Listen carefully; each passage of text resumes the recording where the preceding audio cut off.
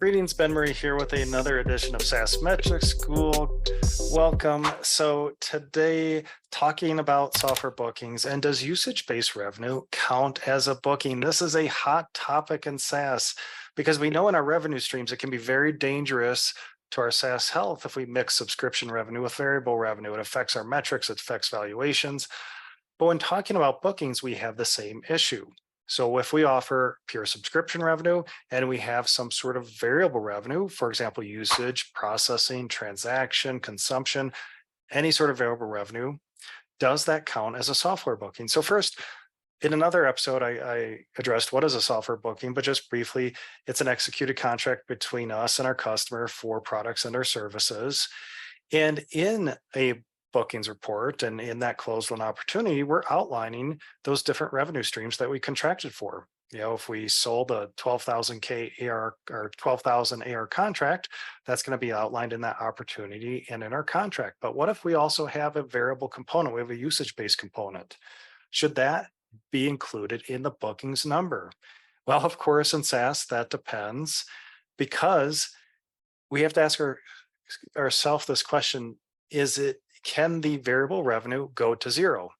So are there any contractual minimums with that variable revenue?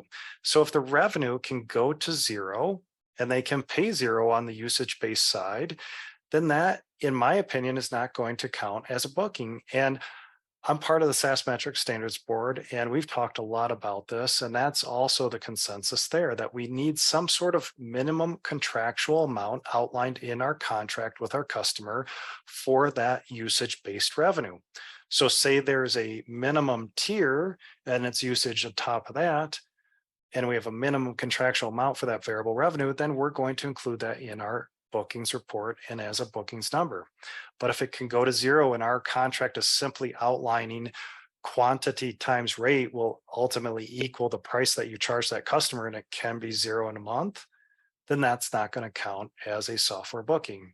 And I know this is a hot topic, especially when we talk revenue categories and valuations and ARR and committed ARR, but the contract minimums matter. And in my opinion, if it goes to zero, that is not a booking, because how do we know? How do we know what can we count?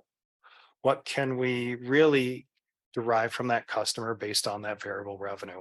So again, a hot topic in SaaS, and make sure internally that you have defined this. So when you close win those opportunities, we know what ARR means in those bookings reports. So hopefully you found value in this content today. Thanks for joining me.